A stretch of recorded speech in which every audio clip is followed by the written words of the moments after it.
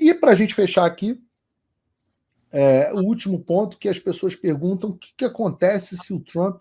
A gente está aí agora com o julgamento do Trump do Hush Money com a Stormy Daniels, um assunto que está em voga. O Trump ficou preso, digamos assim, né? Ficou proibido de deixar ali a região de Nova York durante, sei lá, mais de um mês. Perdeu formatura de filho e tudo mais, teve uma puta confusão. Tá com um gag order, que é uma ordem de censura, uma ordem de mordaça, sem poder falar sobre o tribunal, sem poder falar sobre o julgamento.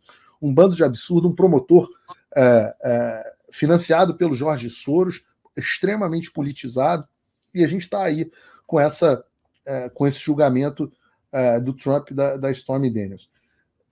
Do ponto de vista prático, Marcelo, como é que você vê o impacto eleitoral de uma condenação do Trump em qualquer um dos processos? Lembrando aí para as pessoas, o Trump tem o processo da Stormy Daniels, esse que está agora nas notícias, ele tem o processo da Geórgia, onde estão verificando se ele não mandou esqueci o nome do cargo, do funcionário lá, arrumar votos para ele, se ele não tentou influenciar o resultado eleitoral da Geórgia. E ele tem ainda o processo, esses são só os processos criminais, ainda o processo do tal dos documentos sigilosos que acharam no Mar-a-Lago.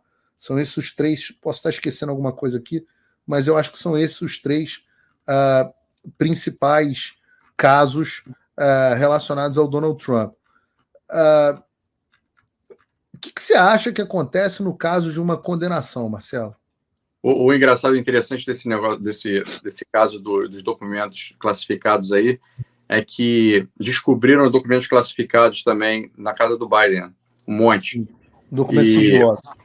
Sigilosos, né? E o promotor, né? O cara que deveria...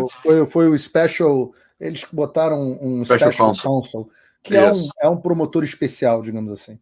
O promotor falou que tem elementos, sim, para acusá-lo, mas ele está muito demente para responder pelos atos dele, por isso eu não vou acusar. Nenhum júri o condenaria porque ele é um velhinho com a memória fraca que não sabe quando foi presidente, não sabe...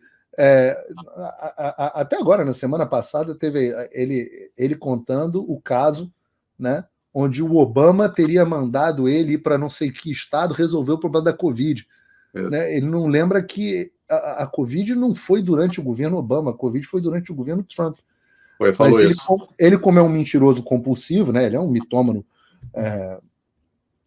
quanto mais, o Biden talvez seja um dos maiores mentirosos da história dos Estados Unidos, mente sobre o passado dele o tempo inteiro. Ele inventou uma mentira, mas como ele está meio gagá, ele colocou a mentira fora do fluxo temporal correto, né?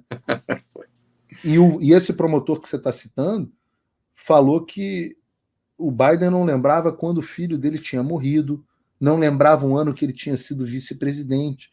Estava realmente numa situação cognitiva ruim. Mas, enfim, sobre os impactos eleitorais. Então, eu já vi pesquisa de todo jeito. Agora, o que a gente pode palpar, né? Porque eles fazem pesquisa da seguinte forma: eles perguntam, se o Trump for acusado disso, como é que você votaria? Como é que mudaria? E se o Trump for condenado disso? E se for condenado daquilo? E as pesquisas são muito díspares, elas são muito diferentes. Cada pesquisa mostra uma coisa. Mas o que eu estou percebendo, e o que eu acho que os democratas também estão percebendo, é que quanto mais eles insistem nesses processos, nessas acusações completamente descabidas, claramente políticas, o Trump está ganhando mais votos. O Trump está aumentando a distância para o Biden. Não vamos esquecer que não tem muito tempo que o Biden estava liderando com alguma folga as intenções de voto. Né? E isso inverteu. Você tem uma curva lá que o Trump passa à frente e já está liderando com alguma vantagem, com uma boa folga.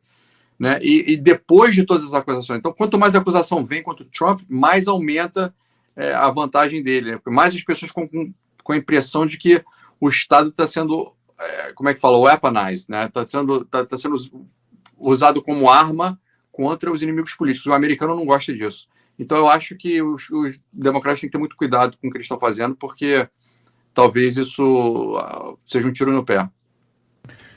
É o que você falou, as pesquisas elas são dúbias. Algumas mostram que o Trump tem até vantagem no caso de uma condenação. E isso é um fato.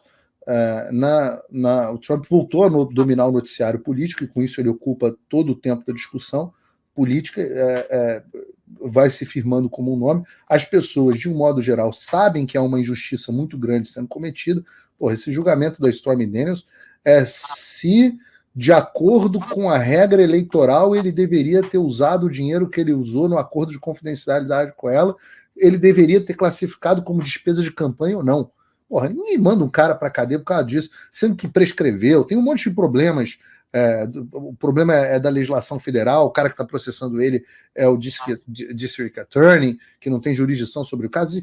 Enfim, tem toda uma cagada gigantesca em relação ao caso, e as pessoas, no final das contas, elas olham e falam assim, pô, não é possível.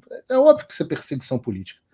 E como o sentimento mais forte hoje da política é o sentimento anti-establishment, anti as pessoas que estão no poder, eu acho que uma condenação com o Trump ela prejudicaria muito mais a credibilidade do sistema judiciário americano do que a credibilidade do Trump.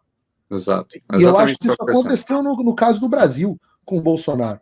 Né? A inelegibilidade do Bolsonaro não afetou em nada a popularidade dele. Todas as ações que o Xandão abriu, não sei quem, enquetes, etc., a pesquisa que saiu essa semana, que se a eleição fosse hoje, o Bolsonaro seria eleito presidente. Então, com toda essa campanha de difamação, eles estão percebendo que ela não surte efeito. Por outro lado, no Brasil, só 17% dos brasileiros aprovam o Poder Judiciário. Né? Sendo que numa outra pesquisa, se você somar 60 e poucos por cento dos brasileiros consideram que ou a gente vive uma ditadura do judiciário ou o judiciário abusa do seu poder.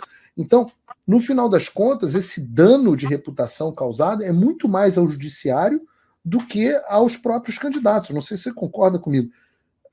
Eu lembro que a gente fez o último Conexão América que a gente fez, que eu trouxe até... A gente estava na companhia do Flávio Quintela e do Eliel Rosa.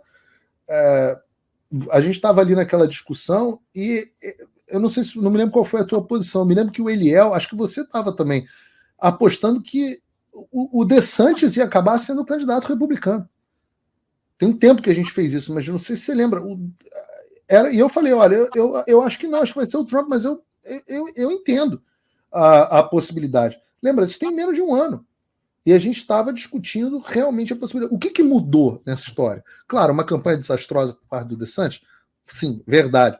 Mas o que começou a catapultar de novo o Trump como favorito foram justamente essas acusações contra ele, que galvanizaram o apoio do partido e do eleitorado e da militância em torno do Trump. Aquele desgaste que a gente ouvia muito, você lembra disso, que as pessoas estavam já de saco cheio do Trump?